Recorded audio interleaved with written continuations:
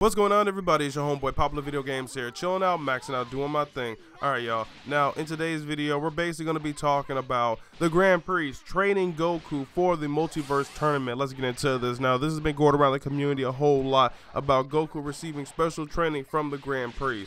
Now, that will not fit in the premise of Dragon Ball at all. The premise of Dragon Ball is that Goku and Vegeta, they both want to get the strongest they can.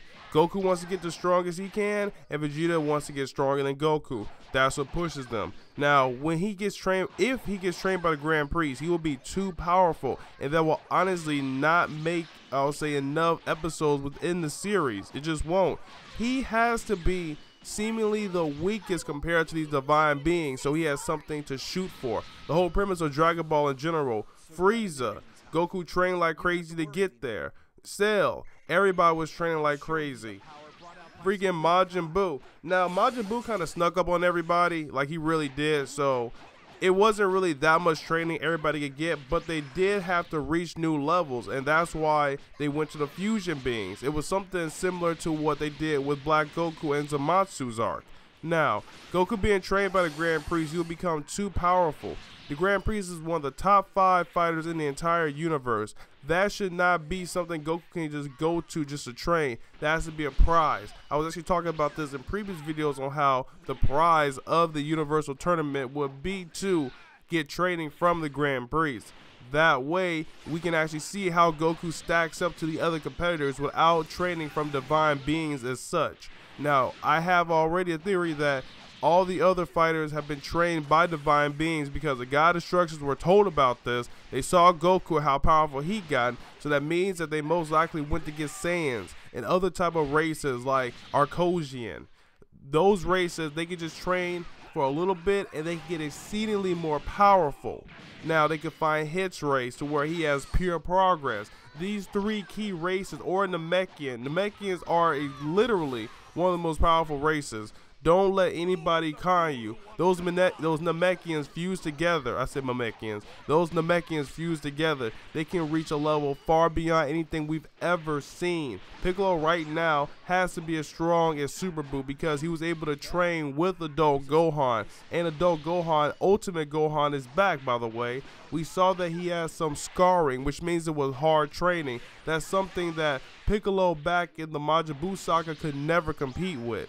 Now, we're seeing that these guys are trying to increase their strength for the ultimate battle. Everybody seems to think that these other universes will be extremely weak and Goku and Vegeta will just wreck over everybody. That's not the premise of Dragon Ball. The premise of Dragon Ball is there has to be a power that's so great that they are just completely blown back by it. And now they have to struggle. They have to go through other adventures. That's the thing, too. Their whole adventures really came about because they wanted to seek strength. Let's be honest. Perfect Cell came about because Vegeta wanted to see how strong he was. Now, Majin Buu came along because Goku and Vegeta had a pride thing and they wanted to test their strength against each other. Let's be honest here. There's been plenty of times where these guys have gotten demolished just because they wanted to test their own strength. That's the whole premise. Them trying to get stronger because there's an opponent who is just so beyond them has led them to even more epic fights, more epic villains. Come on, guys. Put in the comment section below. I want to hear what you guys have to say. Now, the great thing is Dragon Ball Super is doing something that Dragon Ball Z really never did, and it really is focusing on the other Z fighters. So we're going to get to see numerous different types of battles with the other Z fighters, and I can't wait for that in preparation for the training. We're even get to see Krillin training. Yes, we're actually getting to see Krillin training. And let's be honest here, Krillin actually left the whole, I'll say, realm of fighting behind. He really left that behind. So it's going to be real interesting to see how this loser is going to really compete with the other guys. Now, another thing too, like, let's be honest here, I talked about this in my other video. Stop calling Universe 6 weak, like deadass, stop calling. You remember, Goku couldn't even harm that bear. He couldn't even harm him. That robot, he was able to stand up and just Super Vegeta's best attack. Literally, he was able to hold up against that. And this is after the God Key. So this dude could hold up an attack that's stronger than fucking Super Buu. Like dead ass. Then you got Kabe, who was actually, Vegeta stated that him and Kabe were actually around the same power level in normal mode. He even said that means Kabe has to be on a level beyond anything we've seen Literally, that kid at normal mode could possibly take down regular Majin Buu, like dead ass. So we're already getting hits from that. Now, Hit already is just a total badass. I mean, I don't really have to go any further than that. Frost is extremely powerful. Goku's saying that he's stronger than Cell. So you gotta understand, these beings in these other universes are not weak.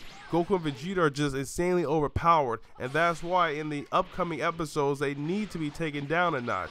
Guys, put in the comment section below. I want to hear what you guys have to say. Now, this has been your homeboy Popular Video Games here. Make sure to like, comment, and subscribe for more. Peace out, and talk to y'all laters.